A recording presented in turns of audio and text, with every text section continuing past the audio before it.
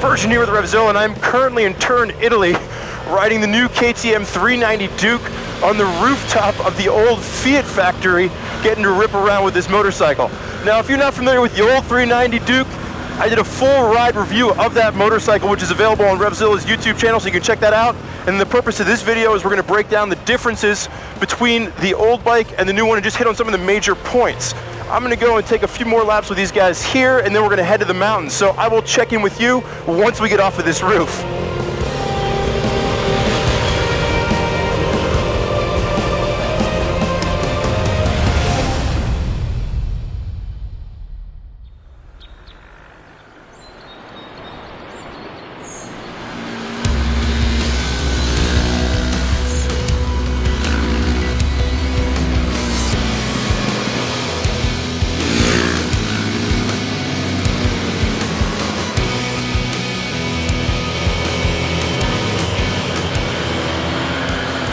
The Alps. Oh man, f***ing the Alps, man. This is so cool. Now, there's a lot of nitty-gritty details about this particular motorcycle that I'll get into in the written portion of this review, but really what I want to hit on here is just some of the broader strokes that KTM has taken with this motorcycle. Now, starting with the brakes up front, they went to a 320 millimeter rotor, a revised master cylinder, and I have a much more confident brake feel to this, as well as brake feedback, stronger brakes all around. And a lot of that comes into play too with these new adjustable levers. I was not a fan of the levers on the original 390, and I was stoked to see that they added adjustable levers to this particular bike. And you now have 3 different modes of ABS to choose from as well in this new TFT Dash. You can choose off, which there's no ABS. You can choose road, which is just standard ABS, or you now have a supermoto setting, which allows ABS to remain on in the front wheel, but it turns it off at the back wheel. So there's a lot more refinement there. The other thing that we note here is that the suspension has been changed. Now, it might look like the same 43 millimeter fork up front, same monoshock in the rear, but the internals have been changed. And I would say if I could only come up with one takeaway for the suspension on this, it would be the revised damping. It's much more comfortable and compliant, around the city, the streets, soaking up the bumps and the bruises. Even when I'm out here in the countryside, it still tends to lean towards the aggressive side, so I have no problem pushing this bike, and I'm 210 pounds for an entry-level motorcycle. This does quite a good job.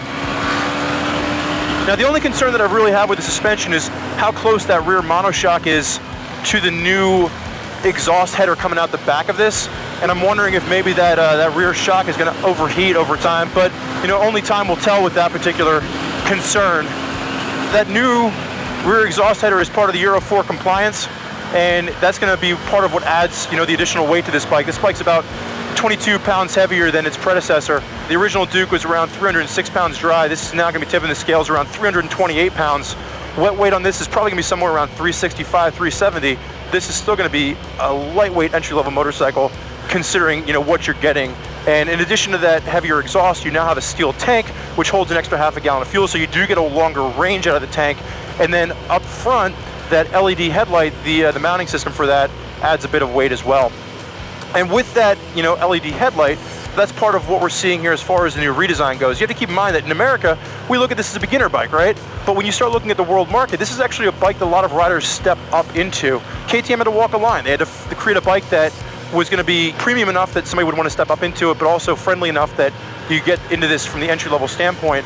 And I think they did a great job. When you look at this, it really has a lot more look of the 1290 Super Duke kind of baked into it, with the subframe that's now a bolt-on subframe, 2 different colors. You have the orange frame with the white rear subframe, and the aggressive look really does look much more like the older brother.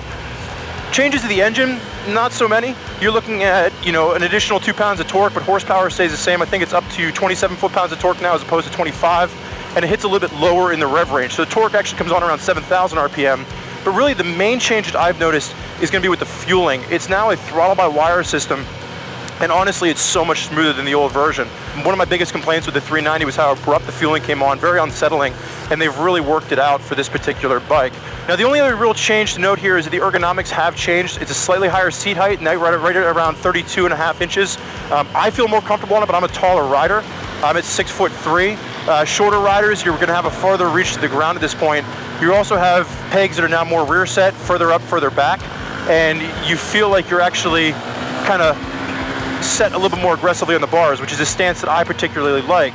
one of the things I will say is, compared to the old version of this, KTM has done a brilliant job of just really refining it, but also making this feel like it is more in line with its older brother, the Super Duke R. Now, we are going to blast around here a little bit more, and then I will check back in with you folks at the end of the day for a quick debrief.